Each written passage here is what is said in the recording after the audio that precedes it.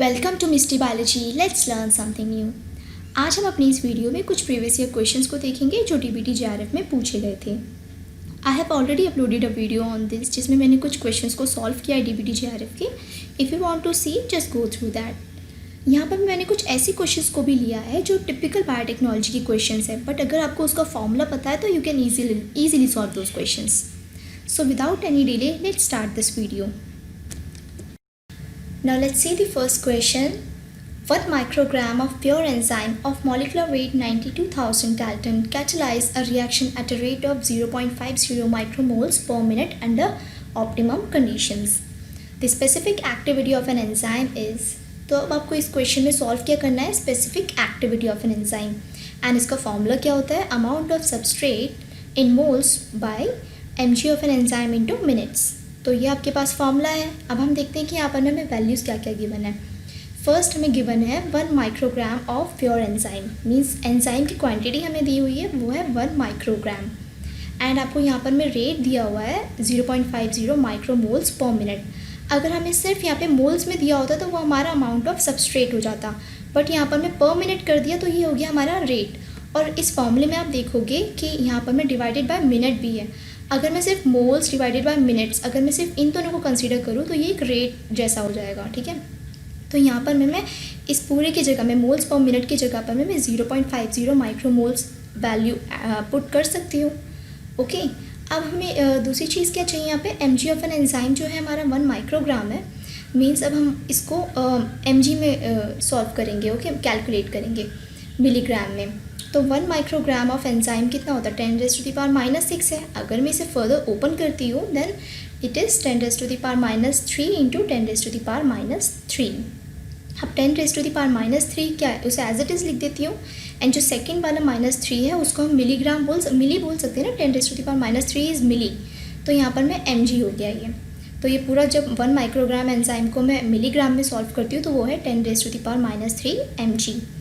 Okay, and फिर मैं उसकी इन सारी वैल्यूज़ को मैं इस फॉर्मूले में पुट करती हूँ। तो जब मैं इसे सॉल्व करती हूँ तो ये मिलता है आपको 500 माइक्रोमोल्स पर मिनट पर mg। So this is the answer. Okay,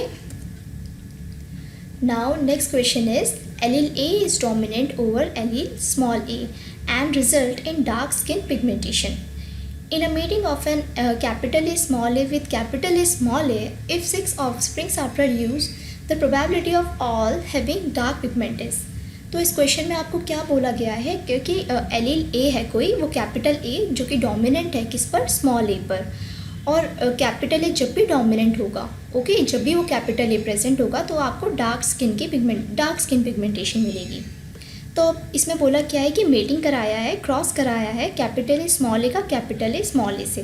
तो जब हम इसे क्रॉस कराते हैं तो हमें 4 ऑफस्प्रिंग्स मिलते हैं, जिसमें एक होता है capital A and capital A small A, capital A small A and small A.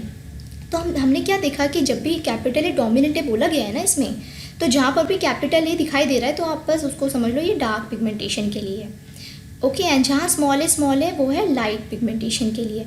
तो हमने क्या देखा, हर 4 में से जो 3 है ये क्या है, डार्क पिगमेंटेशन के लिए रिस्पॉन्सिबल है, दैट इज़। तो इसकी प्रोबेबिलिटी क्या होगी फिर 3/4 डार्क की, ओके, एंड लाइट की प्रोबेबिलिटी क्या होगी 1/4। अब इस क्वेश्चन में पूछा क्या गया है, the probability of all having dark pigment, तो जिसमें भी मतलब आपको क्या निकालना है, 6 ऑफस्प्रिंग्स है और उसकी प्रोबेबिलिटी निकालना है जिसमें डार्क है। तो हम क्या करेंगे, 3/4 हमारा डार्क आया है, ठीक है, प्रोबेबिलिटी A की जो है 3/4 है डार्क की प्रोबेबिलिटी, और ऐसे हमें 6 ऑफस्प्रिंग्स का निकालना है। तो हम क्या करेंगे, इसकी 3/4 की पावर 6 कर देंगे, एंड देन उसे जब सॉल्व करेंगे तो we will get 0.18। So this is the answer here. Now next is, if the allele capital A is incompletely dominant over allele small a, then what is expected in a progeny of 2 heterozygous parents. अब यहाँ पर मैं क्या दिया हुआ है कि capital A जो है इनकम्प्लीटली डोमिनेंट है। तो हम देखते हैं कि इनकम्प्लीटली डोमिनेंट में होता क्या है। सपोज़ यहाँ पर मैं कैपिटल ए हमें रेड कलर दे रहा है, तो यहाँ कैपिटल ए स्मॉल ए को भी रेड कलर देना चाहिए, क्योंकि यहाँ पर में एक डोमिनेंट कैरेक्टर प्रेजेंट है, ओके।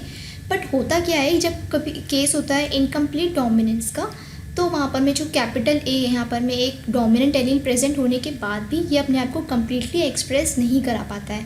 तो इस केस में होता क्या है कि यहाँ पर में ये पिंक कलर दे रहा है, ओके। एंड जब भी स्मॉल ए प्रेजेंट है तो वो वाइट कलर दे रहा है। तो यहाँ पर में क्या होता है, ये अपने आप को जस्ट बिकॉज कम्प्लीटली एक्सप्रेस नहीं करा पा रहा है, इसलिए ये रेड ना देके यहाँ पे पिंक दे रहा है। ये सिर्फ एक एग्जाम्पल इनकम्प्लीट डोमिनेंस को समझने के लिए। अब यहाँ पर मैं बोला क्या गया है कि what is expected in a progeny of 2 heterozygous parents. अब 2 हेट्रोजाइगस पेरेंट्स है तो कैपिटल ए स्मॉल ए को क्रॉस कराना है कैपिटल ए स्मॉल ए से, तो हमें प्रोजेनीज क्या क्या मिलेंगी, कैपिटल ए फॉर एग्जांपल यहाँ कैपिटल ए हमें रेड कलर का दिखा रहा है, okay. And capital A small A and small A. तो हम क्या देखते हैं कि कैपिटल ए स्मॉल ए जो है अपने आप को कम्प्लीटली एक्सप्रेस नहीं करा पा रहा ना, यहाँ पर में कैपिटल ए नहीं एक्सप्रेस करा पा रहा, तो यहाँ पर में ये हमें पिंक कलर देगा। एंड स्मॉल ए ये हमें वाइट कलर देगा। यहाँ कलर की बात नहीं की गई है क्वेश्चन में, यहाँ सिर्फ मैं आपको सिंप्लीफाई करने के लिए कलर से ही मैं आपको एक्सप्लेन कर रही हूँ, ओके। तो यहाँ पर में हम क्या देखते हैं कि अगर हम इसका फिनोटाइप रेशियो देखें, फिनोटिपिक रेशियो, तो ये हमें मिलता है 1:2:1, ओके। रेड और 2 पिंक मिला और एक वाइट। और इसी तरह जीनोटिपिक रेशियो देखूँ तो भी यहाँ पर हमें 1:2:1 मिलता है, क्योंकि 2 यहाँ पर में एक जैसे हैं, ये एक अलग है और ये एक अलग है, तो इसलिए 1:2:1। तो इस क्वेश्चन में भी यहीं पर में ये दिया हुआ है कि same phenotypic and genotypic ratio है, तो यही हमारा एक करेक्ट ऑप्शन होगा, ओके। बाकी ऑप्शंस तो यहाँ से मैच नहीं कर रहे हैं, राइट। अब नेक्स्ट देखते हैं the pH of 0.001 molar HCl solution in H2O is।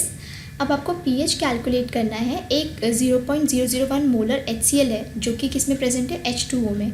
तो होता क्या है, HCl को जब हम H2O के साथ मिक्स करते हैं तो H3O plus and chloride ion मिलता है। तो यहाँ पर में क्या होता है कि हमें पता है कि H3O प्लस जितना होगा उतना ही HCl होगा यहाँ पर में, तो दोनों का जो कॉन्सेंट्रेशन है वो सेम ही है। यहाँ पर में क्या है 0.001।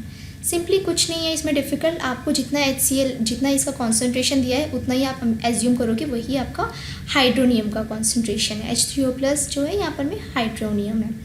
तो हम देखते हैं कि 0.001 को हम क्या लिख सकते हैं, 10⁻³ लिख सकते हैं ना, ओके। एंड हमें पता है pH का फॉर्मूला क्या होता है, pH = -log(H+) भी लिख सकते हैं या फिर -log(H3O+) hydronium ion.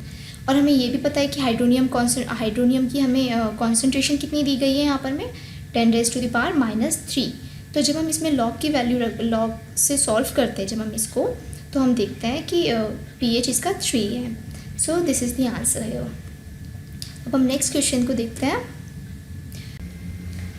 Thallium-208 has a half-life of 3.053 minutes.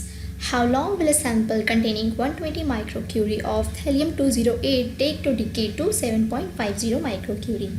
अब इस तरह के जो हाफ लाइफ वाले क्वेश्चंस होते हैं ना, तो ये कई बार डीबीटी में रिपीटेड होते हैं। बस ये है कि आपको कुछ डिजिट्स को चेंज कर करके एज इट इज़ क्वेश्चन आपको मिल जाते हैं। तो इस तरह के क्वेश्चन में ईजिली आप मार्क्स स्कोर कर सकते हो।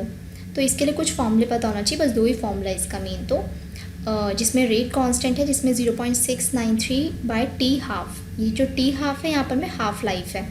एंड सेकंड जो है टाइम कैलकुलेट करना है जिसमें 2.3033/K × log N0/NT।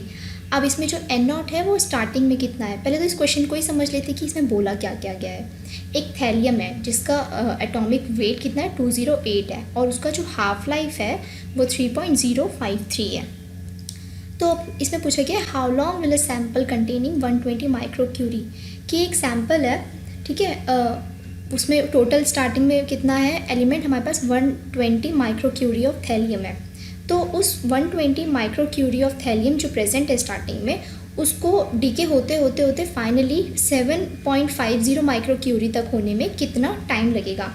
मतलब पहले आपके पास बहुत सारा सैम्पल था लेकिन धीरे धीरे वो डीके होना स्टार्ट हो गया और डीके होते होते एक पॉइंट इतना आ गया कि एक थोड़ा सा सैम्पल रह गया, मतलब यहाँ पर में 7.50 सैम्पल रह गया। तो स्टार्टिंग में जितना था और उसके बाद कम होते होते एक पॉइंट तक रीच करने में उसे कितना टाइम लग गया, उस टाइम को यहाँ पर में पूछा गया है। क्लियर है? अब जब क्वेश्चन क्लियर है तो आंसर भी इजीली इसका निकल सकता है। तो हमने देखा इसके 2 फॉर्मूले होते हैं। तो यहाँ पर में हम क्या करेंगे, सबसे पहले रेट कांस्टेंट को सॉल्व करेंगे, के की वैल्यू सॉल्व करेंगे। कैसे? 0.693/T½ हम रख सकते हैं। अब यहाँ पर में हमें हाफ लाइफ गिवन है 3.053 हाफ लाइफ, ओके। अब यहाँ पर में जब हम इसकी वैल्यू को सॉल्व कर लेंगे तो ये इसकी वैल्यू आ गई, ओके, के की वैल्यू सॉल्व कर लिया हमने, सॉरी हमने के को सॉल्व किया 0.2269। अब हमें दिया क्या है कि स्टार्टिंग में 120 था और बाद में वो कितना हो गया 7.50। तो ये जो एन नॉट है ये यहाँ पर में है स्टार्टिंग वाली वैल्यू, एन नॉट की जगह पे रखेंगे, और एन टी जो है जो हमें बाद में मिला 7.50, यहाँ पर में हम एन टी की जगह 7.50 रखेंगे। तो हम यहाँ पर में टाइम निकाल लेंगे कि कितना टाइम लग जाएगा 120 से 7.50 तक जाने में। तो हम इसमें इसकी वैल्यू पुट कर देंगे, यहाँ पर में के की जो वैल्यू हमने सॉल्व की थी उसे रखा इसी फॉर्मूले में, ओके, और फिर यहाँ N naught and N T की वैल्यू सॉल्व रख करके इसको सॉल्व किया, तो finally we will get 12.21 minutes. तो ये इसका आंसर है, ओके। अब हम देखते हैं next, a foetus with which of the following karyotype will not survive at birth. अब ऑनेस्टली स्पीकिंग इस क्वेश्चन में तो मुझे भी नहीं पता था कि स्टार्टिंग में कि कौन सर्वाइव करेगा या नहीं करेगा, पर इसमें हम लोग क्या करेंगे, एलिमिनेशन मेथड यूज़ करेंगे कि एग्जैक्टली हम जिन चीज़ों में श्योर है हम उनको एलिमिनेट कर देंगे, तो फाइनली मे बी हमें आंसर मिल जाए। तो हम देखते हैं कि हमें बी में हम श्योर है क्या, इसमें क्या है 47 है जिसमें XY+13 है, मीन्स यहाँ पर वैसे तो टोटल क्रोमोसोम होते हैं हमारे पास 46, बट यहाँ पर में एक एक्स्ट्रा क्रोमोसोम है। अब वो जो एक्स्ट्रा क्रोमोसोम है वो कहाँ पर प्रेजेंट है, 13th पे। जब 13th पे कोई क्रोमोसोम प्रेजेंट है तो उसे कहते हैं पटाउ सिंड्रोम। मतलब इस तरह के जो फीटस होते हैं वो सर्वाइव कर जाते हैं, उन्हें प्रॉब्लम होती है आगे फर्दर लाइफ में, बट वो सर्वाइव कर जाते हैं, ओके। तो मीन्स ये बी वाला ऑप्शन तो सर्वाइव कर जाएगा। अब सी में क्या है 45 एंड X, हमें पता है कि 45 एंड X मीन्स 46 क्रोमोसोम से एक कम है, मीन्स जो इसके साथ X वाला एक पार्टनर होगा वो एक कम होगा। तो ऐसे वाला जो केस होता है ये होता है टर्नर सिंड्रोम। तो टर्नर सिंड्रोम में भी हमने देखा है कि सर्वाइव कर जाता है फीटस। एंड फोर्थ ऑप्शन है 47 XY+21। तो इसमें क्या है कि एक एक्स्ट्रा क्रोमोसोम यहाँ भी प्रेजेंट है, बट यहाँ पर मैं 21 पे, मीन्स ट्रायसोमी का केस है ये, जिसमें 21 वाला जो क्रोमोसोम है वो 3 टाइम्स है। तो वो वाला केस हमें पता है डाउन सिंड्रोम, इसमें भी जो बेबी है वो सर्वाइव कर जाता है इजीली, ओके, बट वही है कि फ्यूचर में उसे प्रॉब्लम्स होती ही है। तो हमने देखा कि ये जो BCD है ये तीनों केस सर्वाइव कर जाते हैं, ओके। तो हम इसके बाद हम श्योर हो सकते हैं कि ओके इसका जो आंसर होगा वो A ही होगा, राइट। अब now next is a peptide of sequence SHELR is isolated from bacteria. Then which of the following option lists the possible phosphorylation sites in this peptide? अब इसके लिए ना हमें पूछा क्या गया है कि एक हमें पेप्टाइड सीक्वेंस है, ओके, जो बैक्टीरिया से आइसोलेट किया गया है। तो अब हमें इसी पेप्टाइड की साइट्स में से हमें बताना है कि कहाँ कहाँ पर फॉस्फोराइलेशन की साइट्स प्रेजेंट है इस पेप्टाइड में। तो हमें ये पता है कि फॉस्फोराइलेशन कहाँ कहाँ पर होता है। फॉस्फोराइलेशन के लिए है सीरीन, थ्रियोनिन, टायरोसिन ये एंड हिस्टीडीन। तो ये 4 ऐसे अमाइनो एसिड्स हैं जहाँ पर में फॉस्फोराइलेशन होता है, ओके। तो इसका जो आंसर है यहाँ पर में हिस्टीडीन है, राइट। ये बहुत इजी क्वेश्चन है, आपको बस इसका पता होना चाहिए फॉस्फोराइलेशन के साइट्स कौन कौन से होते हैं। नेक्स्ट देखते हैं, colour blindness capital B in human follows sex-linked recessive mode of inheritance. If a couple with normal color vision have a colorblind son, then what will be the genotype of the parents? अब हमें यहाँ पर में parents का genotype निकालना है, okay. और हमें ये भी पता है जो कलर ब्लाइंडनेस है वो क्या है, sex linked recessive mode of inheritance है, मीन्स कि हमेशा एक्स के साथ ही लिंक्ड होगा यहाँ पर में, ओके। और रिसेसिव का मतलब क्या है कि देखो जब कैपिटल भी है ना, मीन्स कोई भी एक डोमिनेटिंग कैरेक्टर प्रेजेंट होगा तो वो जो उसका जो प्रोजेनी होगा वो नॉर्मल होगा। अब यहाँ पर मैं देखो कैपिटल भी स्मॉल भी है, तब भी क्योंकि एक भी कैपिटल प्रेजेंट है ना, मीन्स एक भी डोमिनेटिंग कैरेक्टर प्रेजेंट है तो वो नॉर्मल ही होगा।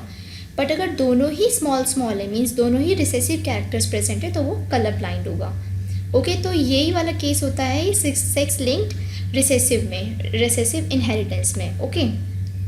तो अब हमें क्या करना, हमें पूछा क्या है, if a couple with normal colour vision, एक कपल है, ओके, फीमेल मेल दोनों का ही क्या है कि नॉर्मल कलर विजन है। अब यहाँ पर मैं फीमेल की अगर मैं बात करूँ तो मैं कैपिटल B स्मॉल b ले रही हूँ। नॉर्मल में क्या होगा, ये नॉर्मल है कैपिटल B स्मॉल b। अब मैं यहाँ पर मैं कैपिटल B भी ले सकती थी, पहले मैं इसे स्टार्ट किससे करूँगी, कैपिटल B स्मॉल b से। और मेल भी नॉर्मल है, मीन्स ये जो X है इस पर कैपिटल B लिखूँगी और जो Y है उस पर कोई कैपिटल B स्मॉल b कुछ नहीं लिखूँगी। क्यों, क्योंकि जो कलर ब्लाइंडनेस है वो तो सिर्फ X के साथ लिंक्ड होता है, ठीक है। सेक्स लिंक्ड है मीन्स X के साथ लिंक्ड है ये। और यहाँ पर मैं स्मॉल बी मैंने क्यों नहीं लिखा, क्योंकि अगर मैं स्मॉल बी लिख देती हूँ तो ये जो मेल पेरेंट होगा वो कलर ब्लाइंड हो सकता है। ओके, क्योंकि स्मॉल बी एक रिसेसिव आ गया, कैपिटल बी होने की वजह से ये नॉर्मल है। ओके, तो अब हम क्या करेंगे, इस पेरेंट्स में क्रॉस कराते हैं तो हमें यहाँ पर में 4 प्रोजेनीज मिलती हैं। तो हमने यहाँ फर्स्ट प्रोजेनी देखते हैं गर्ल। ओके, और कैपिटल बी मीन्स ये नॉर्मल है, और यहाँ पर में भी एक्स कैपिटल बी में है, एक ही कैरेक्टर प्रेजेंट है यहाँ पर में, और वो भी डोमिनेटिंग है। दैट मीन्स यहाँ पर में ये जो एलिल डोमिनेटिंग है, इसी की वजह से ये जो सन यहाँ पर में है वो नॉर्मल है। और यहाँ पर में देखते हैं एक्स मीन्स फीमेल चाइल्ड, और यहाँ पर में कैपिटल बी स्मॉल बी है तो भी ये नॉर्मल है। और इस वाले केस में देखते हैं एक्स जो है स्मॉल बी के साथ है एंड वाई, तो यहाँ पर में एक ही एलील प्रेजेंट है और वो भी कौन सी है, रिसेसिव में है। तो रिसेसिव होने की वजह से ये क्या है, ये इसको जो है ये नॉर्मल नहीं है। ओके, ये कलर ब्लाइंड होगा इस केस में ये। तो हमने देखा कि एक ही केस को यूज़ कर करके हमें यह आंसर मिल गया कलर ब्लाइंड वाला। और यहाँ पर में इसके जो पेरेंट्स हैं वो देखते हैं क्या है, x capital B small B and x capital B. तो इस वाले को यहाँ पर मैं मैच करेंगे तो हम देखेंगे कि ये बी इसका ऑप्शन है, right option. Okay, now next is which one of the following techniques can be utilize to study both protein peptide and protein DNA interaction. तो इस क्वेश्चन को सॉल्व करने से पहले हम इन सारी टेक्निक्स को देख लेते हैं कि इनका क्या क्या यूज़ होता है। तो ये जो फर्स्ट टेक्निक है DNA footprinting, it is use to study protein and DNA interaction. Okay, तो इस टेक्निक को प्रोटीन डीएनए का इंटरेक्शन चेक करने के लिए यूज़ करते हैं। सेकेंड टेक्निक क्या है, 2D gel electrophoresis, it is use for the protein separation. Okay, and fast display technique का क्या यूज़ होता है, प्रोटीन इंटरेक्शन चेक करता है, ये प्रोटीन डीएनए इंटरेक्शन चेक करता है and protein peptide interaction. And chromatin immunoprecipitation on chip essay is use for the interaction of this protein and DNA. Okay, तो हमने क्या देखा कि जो दोनों इंटरेक्शन जिसमें होते हैं प्रोटीन पेप्टाइड का एंड प्रोटीन डीएनए का, तो ये दोनों किस में अवेलेबल है, ये फास्ट डिस्प्ले में। मैं अपनी नेक्स्ट वीडियो में फास्ट डिस्प्ले टेक्निक को एक्सप्लेन कर दूंगी। ओके, तो उसमें आप देख लेना। ओके, अब लास्ट क्वेश्चन देखते हैं। An organism exhibit Monod growth with the following growth parameter, mu M is equal to 0.6 per hour and Ks is equal to 4 gram per liter. The specific growth rate mu of an organism at a substrate concentration of 2 gram per liter would be. तो आपको यहाँ पर मैं calculate क्या करना है, specific growth rate. और यहाँ पर मैं आपको इसके लिए इंपॉर्टेंट है कि पता होना चाहिए मोनोड ग्रोथ का इक्वेशन फॉर्मूला क्या होता है। तो फॉर्मूला यहाँ पर मैं mu is equal to mu max S by K S plus S, ये आपको फॉर्मूला लर्न होना चाहिए बिकॉज मोनोड ग्रोथ पे कई बार क्वेश्चन पूछा गया डीबीटी में। ओके, तो आपको जब ये फॉर्मूला पता होगा तो आप इजीली इसकी वैल्यू पुट कर आप इसका सॉल्यूशन निकाल सकते हो। तो इसमें हम देखते हैं कि पहले ये सब होता क्या है। सो यहाँ पर मैं म्यू जो है स्पेसिफिक ग्रोथ रेट को इंडिकेट करता है and mu max is maximum specific growth rate and here K S is Monod half saturation constant. Okay, and S जो है यहाँ पर मैं सबस्ट्रेट कॉन्सेंट्रेशन दी हुई है। तो यहाँ पर मैं आप देखते हैं कि हमें इस क्वेश्चन में गिवन क्या क्या है। यहाँ पर मैं सबस्ट्रेट कॉन्सेंट्रेशन हमें गिवन है 2 ग्राम एंड यहाँ पे म्यू एम, यहाँ पर मैं ये जो म्यू एम है ये म्यू मैक्स दिया हुआ है। ओके, एंड म्यू मैक्स की वैल्यू है 0.6 एंड के एस की वैल्यू गिवन है 4 ग्राम। तो ये सारी वैल्यूज़ को हम इस फॉर्मूले में पुट कर इसका सॉल्यूशन निकालते हैं, दैट इज़ 0.2 पर आवर। तो इस तरह के क्वेश्चंस आ गई तो आप इजीली इसमें मार्क्स गेन कर सकते हो, बस आपको फॉर्मूला पता होना चाहिए, राइट। तो हमने इस वीडियो में कुछ डीबीटी के क्वेश्चंस और सॉल्व कर लिए हैं। अब हम अपनी इस नेक्स्ट वीडियो में और कुछ और भी क्वेश्चन देखेंगे जो पहले डीबीटी में आ चुके हैं, जो थोड़ा टफ है और जिसको इजीली आप मार्क्स स्कोर कर सकते हो। कुछ ट्रिकी क्वेश्चंस को और देख लेंगे हम नेक्स्ट वीडियो में। Okay, so if you like my video please like, subscribe and share with your friends. Thank you.